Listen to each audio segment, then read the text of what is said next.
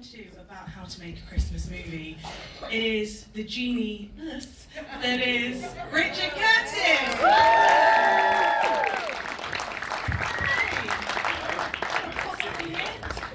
Hello, this is your idea. It's very casual. Yeah, great. How are you doing? Genius. Have you noticed yesterday on the BBC they're trying to sell the Whoniverse for Doctor Who? Mine was better. Yours better. How does it feel now that Genie has rolled around, people are seeing it for the first time? No, it's really, because the idea is to make people happy at Christmas. And you know, when you make a Christmas movie in America, it comes out on Thanksgiving, and you think, surely that's too early.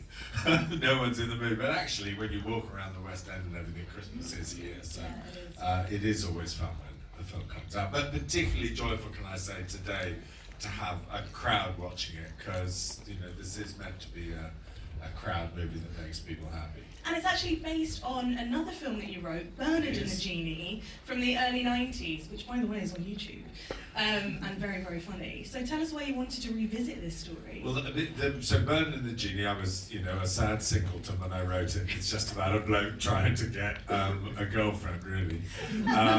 Whereas, as I've got older, I did find one, and had 4 children. So I just really wanted to make a film that was about family and what matters in family. And I love Christmas because, like, it's a harsh deadline. You know, whenever you've got a problem on December the 1st, you've got to solve it by December the 25th. And then, as you'll notice, it's set in New York, and I didn't want to retire without having had the Empire State Building in one shot, in one wide shot, rather than everything, just having the Portobello Road. Is that the main reason for setting this in New York then? Because we have a Brit at the centre of it. We have a Brit at the centre of it, but then we have Melissa McCarthy, and I'm not sure she would have come over here. For you? Yeah, maybe. Melissa McCarthy actually is perfect casting for this, and you said she was quite naughty with the script, which I love the idea of. What did she add to what you wrote? She was nicely naughty. A few guys have seen a movie called This Is 40. I think it has the single greatest improvisation moment in the movies, where she's playing a really angry mother who's unbelievably rude. Yeah. And so she knows she's good at that. But the great thing was we got together for a week before the movie was made so she could do some of her improvising before we actually shot it. So we had this amazing week where she just kind of went through everything and said, I could do this, I could do that. And I was allowed to pick the bits that I liked most. But then she, once again, on the set, did have some new ideas. And I think you'll notice, basically you should just assume any line of the film, that's funny, was written by Melissa McCarthy. And all the plotty work and the sentimental stuff at the end, that's funny. And Papa Seydoux is gorgeous. He's gorgeous anyway, but he often plays quite serious, or at least quite dark roles. Yes. So what was it like watching him let loose? In this really interesting, actually. Really interesting, because he came into the frame to play the part quite late. I think literally because I'd watched The Capture, isn't that? Yeah, which he was in. And it took a day or two. It was quite interesting, because there were like real emotional issues. And the kind of leading character in this film, just the complicated fifth of his brain is missing, the sort of cynical bit, the darker bit.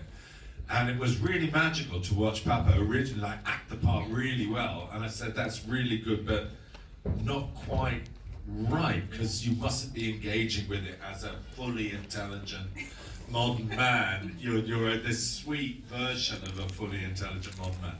And I think he's I think he's perfect, and Emma over there thinks he's perfectly handsome. He is perfectly handsome. With you. Oh God, what a dreamboat. Your films have always done a really great job actually of mixing like the UK and US sensibilities. So tell us about why that's important for audiences, why it's important that everybody can relate in that sense. Well, I've basically mainly made English movies. With the odd American thrown in because they have to be a movie star or something from anywhere. But it was interesting. We did think about casting an American in Papa's role, and my sort of sensibility is aggressively English, Yeah. but I adore American movies and American actors, so this is like a kind of good mixture. I'm so glad. And for those who wouldn't know, but in the original film, Bernard was being played by a guy called Alan Cumming. It was his first ever role, I think. It was certainly his first film. And we asked him to come back and play the part that Rowan originally played, because Rowan's in an old people's home now.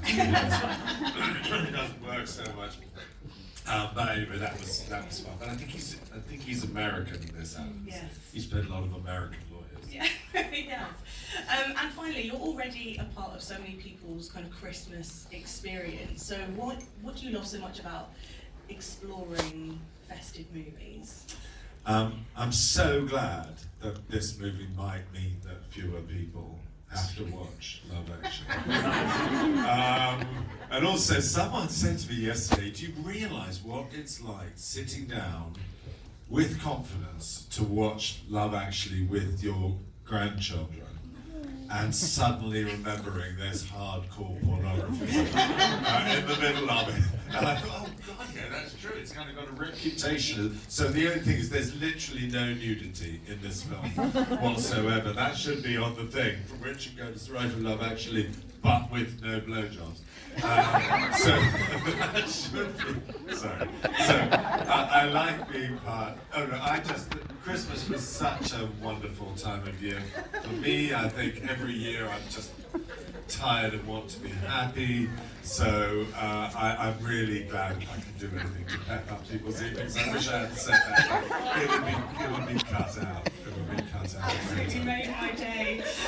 We're going to be hearing from director Sam Boyd in just a second, but remember that Genie is out on Sky Cinema, so you can watch from the comfort of your own home from the 1st of December. Thank you very much. Thank you so much, Richard Curtis. I know one of your big fans, there are two of us now. Thank you for being so wonderful for joining us today. And here's director Sam Boyd. Thank you.